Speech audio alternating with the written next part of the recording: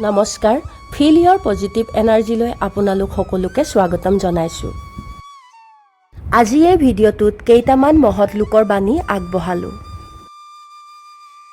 যিজনে উপকাৰৰ বাবে বিষ ৰোপণ কৰে, তেওঁ ভগৱানৰ আশীৰ্বাদ পায়। গৌতম বুদ্ধ। সকলো বস্তু কিনিছা কিনা, পৰাপক্ষত মাহেকত একোখন ভাল কিতাপ কিনিবা। যতীন্দ্ৰনাথ দুৱৰা। এখন ভাল কিতাপ নষ্ট কৰা, এজন ভাল মানুহ হত্যা কৰা একে কথা। মিল্টন।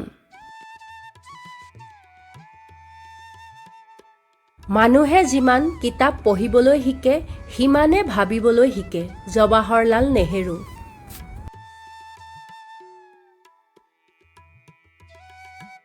ৰজাৰ সন্মান ভিতৰতহে, কিন্তু এজন শিক্ষিত লোকৰ সন্মান সকলোতে। ৰবীন্দ্ৰনাথ ঠাকুৰ।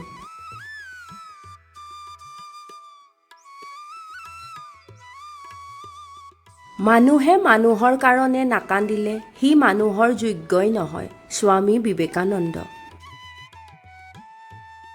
দেশৰ হকে প্ৰাণ দিবা, কিন্তু কাৰো প্ৰাণত আঘাত নিদিবা। মহাত্মা গান্ধী। পৃথিৱীত আটাইতকৈ সহজ কাম হৈছে আনক সমালোচনা কৰা, আৰু আটাইতকৈ টান কাম হৈছে নিজক সংশোধন কৰা। হেম বৰুৱা। আঁঠু কাঢ়ি থকা ভদ্ৰলোক এজনতকৈ নিজৰ ভৰিৰ ওপৰত থিয় হৈ থকা চহা খেতিয়ক এজন বেছি ডাঙৰ। Benjamin Franklin. আজিৰ কাম কালিলৈ কৰিম বুলি পেলাই নথবা, কাৰণ কালিলৈ তোমাৰ অৱস্থা কি হ'ব তুমি নাজানা। হজৰত মহম্মদ। প্ৰথমে নিজৰ ওপৰত শ্ৰদ্ধা বিশ্বাস ৰাখিব লাগিব, তেতিয়াহে আনৰ প্ৰতি শ্ৰদ্ধা ৰাখিব পাৰিবা। স্বামী বিবেকানন্দ। কৃতকাৰ্যতাৰ কাৰণে লাগে সাধনা, সাধনাৰ কাৰণে লাগে সাহস, আৰু সাহসৰ কাৰণে লাগে আত্মবিশ্বাস। Benjamin Franklin. ঈশ্বৰে যি কৰে আমাৰ ভালৰ বাবেই কৰে। আমি ধৈৰ্য ধৰি পৰিণতিৰ বাবে অপেক্ষা কৰা উচিত। এনে কৰিলে মানুহৰ মনোকামনা পূৰ্ণ হ'ব। Dale Carnegie.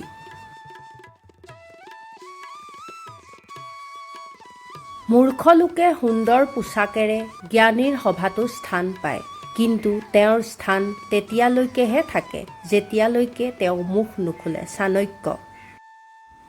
জাবৰ সাৰিলে যিদৰে ঠাইডোখৰ পৰিষ্কাৰ হয়, তেনেকৈ ভুল স্বীকাৰ কৰিলে অন্তৰখন পবিত্ৰ হয়। মহাত্মা গান্ধী।